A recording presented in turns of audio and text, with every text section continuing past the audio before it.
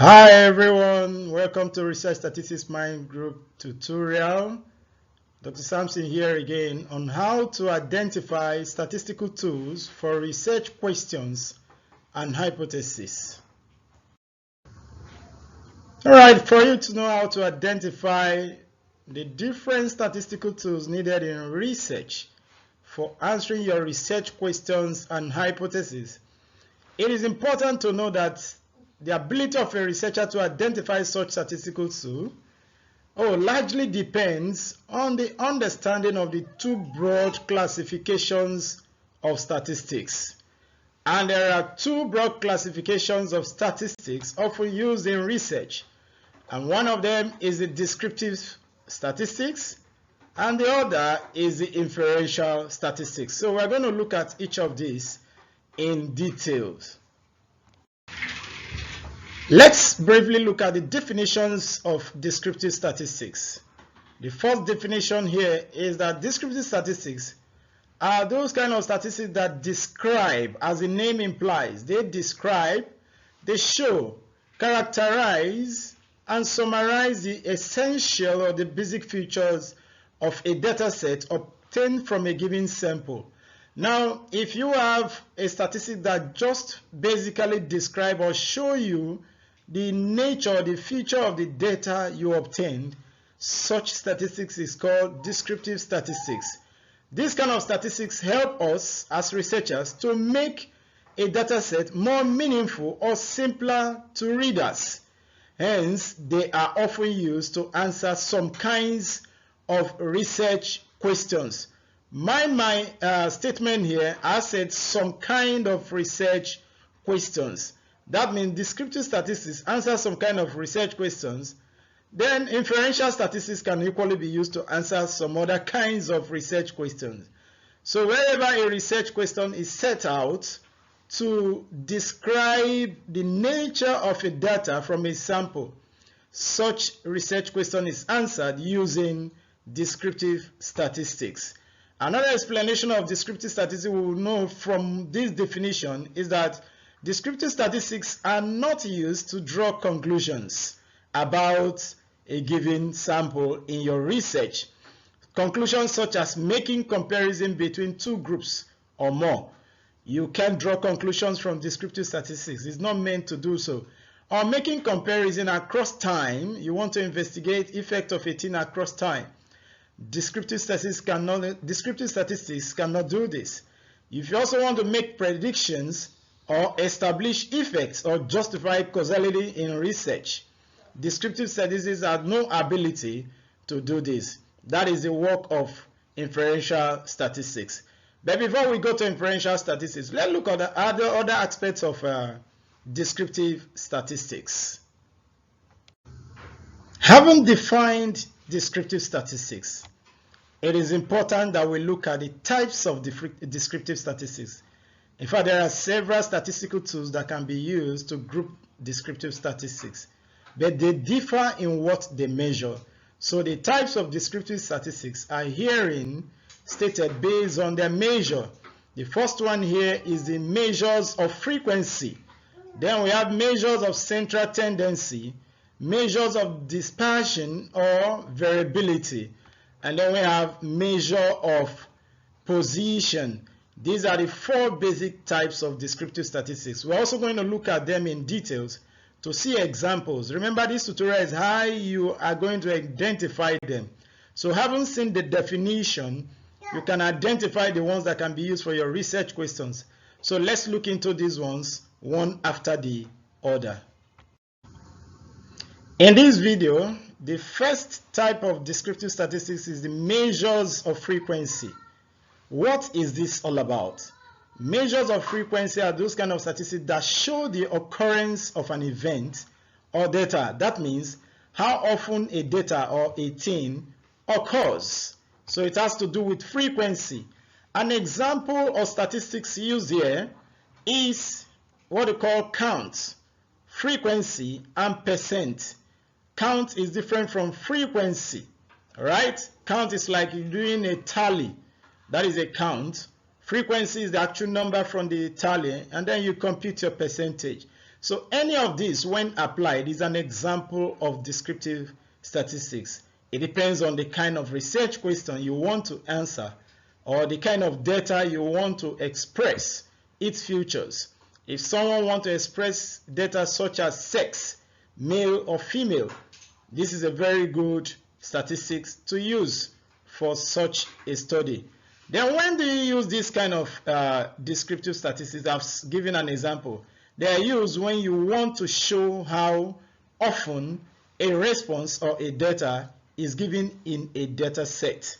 For instance, if you collect data about how the number of graduates based on their class of degree, you can use this kind of statistics to compute the percentage or the frequency or even the count.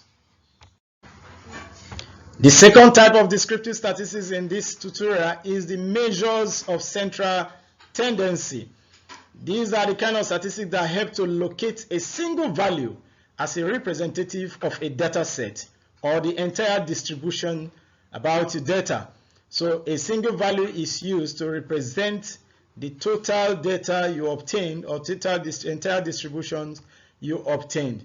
An example of such statistics is the mode, median, and mean. Mode, median, and mean. Then we have different types of mean. Mean could be arithmetic mean, harmonic mean, or geometric mean. This tutorial is not going to give you detail. A future tutorial will tell how to compute arithmetic, harmonic, or geometric mean, either manually or with the use of software. But take note that arithmetic mean can simply be called mean. So in research, when we see mean, our mindset is on arithmetic mean. When do we use this kind of research? This kind of statistical tool, they are used when you want to show the average of a data or response. It is also used to show most common data or response in a given data set or distribution.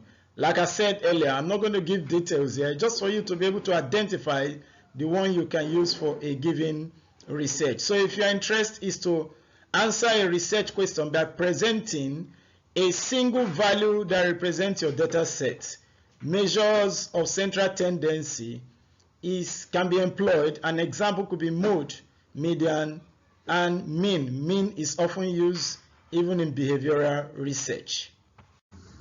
Okay, let's now look into measures of dispersion or variability.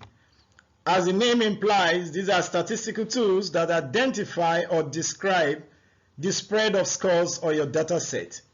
How spread are the response of your respondents or participants, or even the scores of your respondents.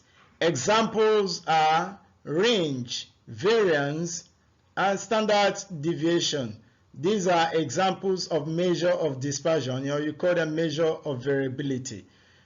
When are we expected to use this kind of statistics? They are used when you want to show how a data or response are spread, especially as the spread affects the mean. So remember, once again, these are used to describe how your data are spread. Now let's look at the last type of descriptive statistics. In this tutorial, the last type of descriptive statistics is called the measures of position. These categories of statistics describe or determine the position of a single score or value in relation to other scores or values. So within a set of data, you can use a single score to describe other scores that is in relation to other scores. They can also be used to show how scores in a given value or in a given data set differ from the scores in other data sets that is concerning a given sample, right? So you may want to compare the score or concerning height of a given persons as well as their weight. That is an example of scores or values from different distribution or scale. Examples of these statistics are percentile, quartile, or z-score. So if you need to show the position of a score in relation to other scores, examples are percentile, quartile, or z-score. Like example I gave earlier, if you want to compare height of a set of persons in relation with their weight, remember that height is measured perhaps in feet or meters, while weight is measured in kg. These are different scales. Such a comparison is done with measures of position, and the basic statistic that can be employed there is this z-score.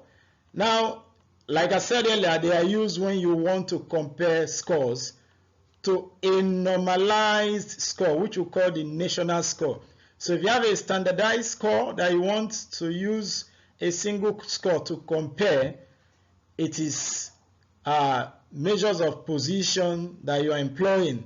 But the basic statistics could be percentile, quartile, or even z-score. So far, we have discussed descriptive statistics. I believe you can identify a given category of descriptive statistics you want to use in your research, depending on the research question you want to answer. Now, let's look at inferential statistics. Inferential statistics are those statistical tools or statistics that describe a data set as well as make conclusions or draw inferences from the data. Like from this definition, you will understand that inferential can describe a data set just like descriptive statistics. But they don't just describe, they go ahead to make conclusion, that is, draw inferences about a given data for a sample. In this case, we can say that inferential statistics help researchers to answer some kinds of research questions or even test hypotheses. Remember, once again, I said some kinds of research questions. That means inferential statistics can answer research questions. I will give you an example. If you want to determine the extent to which male students are different from female students in a given examination, inferential statistics can answer such questions. Although I know that in some kind of institutional-based research, it is said that descriptive statistics should be used to answer research questions, while inferential should be used to test hypotheses. That idea is not wrong anyway, but inferential statistics can answer a research question and at the same time test hypotheses. So when you have a research question that can be answered with inferential statistics, it is better tested as a hypothesis because it combines both the data that can be used to answer the questions and the data that can be used to test the hypothesis. So inferential statistics help us to make use of analytical tools that help to draw inferences or conclusions. So with the inferential statistics, you can compare two or more groups. You can make comparison across time. You can make prediction. You can justify causality about a given sample. Having looked at the definition of inferential statistics, it is important that we look into the types of inferential statistics. General inferential statistics help researchers to draw inferences about the measurement of differences or relationship.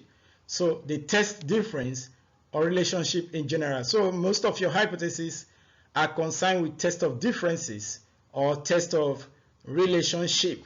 So there are several statistical tools that can be grouped as inferential statistics, but there are basically two types of inferential statistics.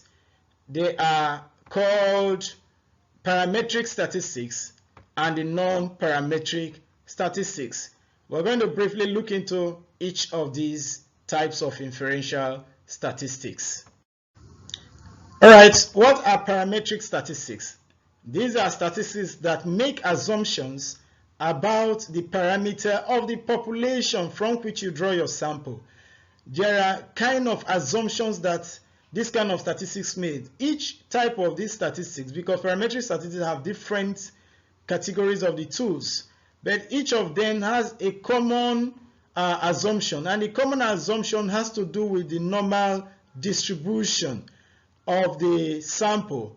That is, where the mean, median, and mode are approximately equal, giving us what we call the bell shape. Some of you who manually knows about different bell shape can get a diagram like this to describe a bell shape. In this kind of diagram, it is said to be that the mean, mode, and median are almost equal, or they are even equal. This is called the normal distribution curve. This is a bell shape. There is no skewness here, but this is beyond the scope of this tutorial. For a future tutorial, we give details about this. But let's just simply know that the common assumption in parametric statistics is simply has to do with the normal distribution.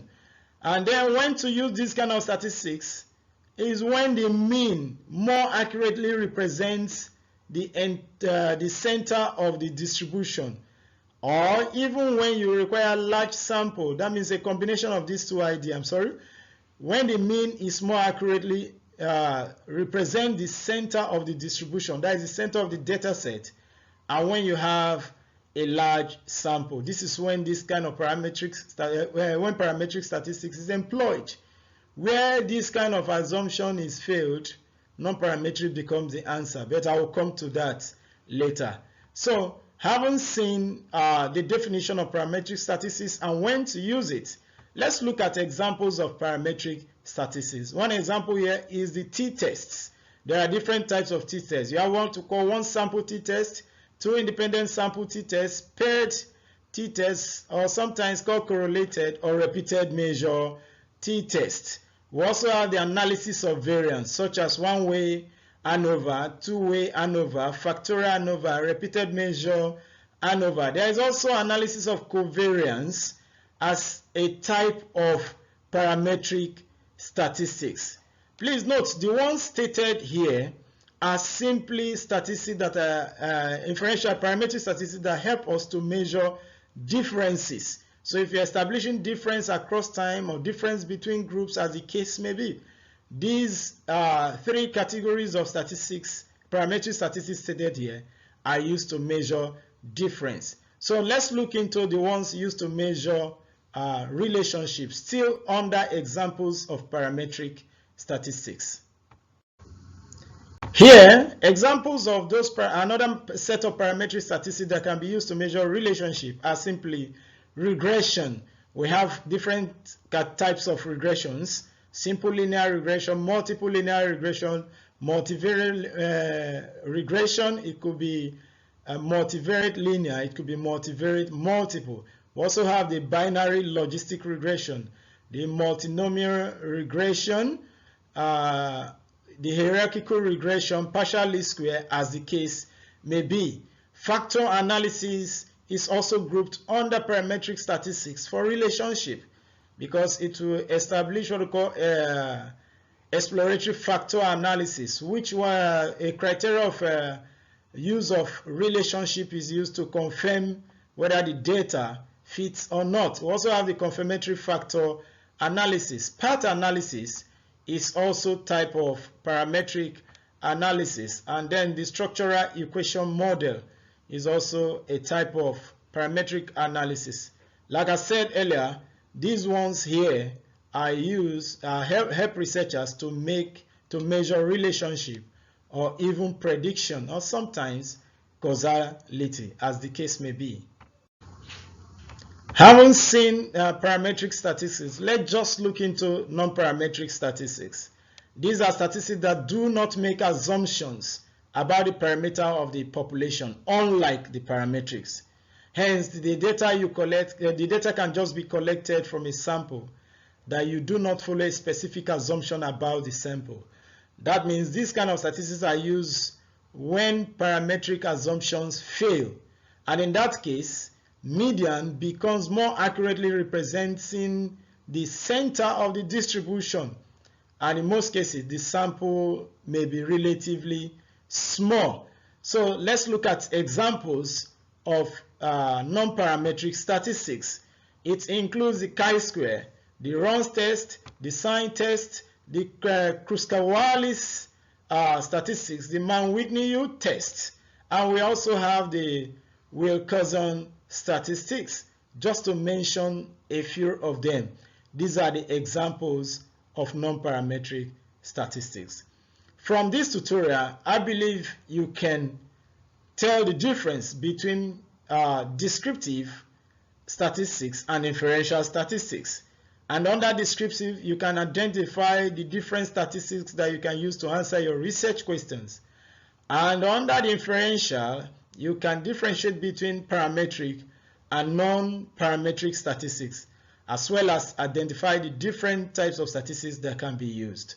In my future video about each categories or types of statistics, I'm going to give examples of hypotheses, research questions that can be used to do that. So that brings me to the end of this lesson. I want you to continue to subscribe to my channel if you have not subscribed. Click the thumb up button to like if you actually like this tutorial. Then make comments, share this video with other persons, and continue watching.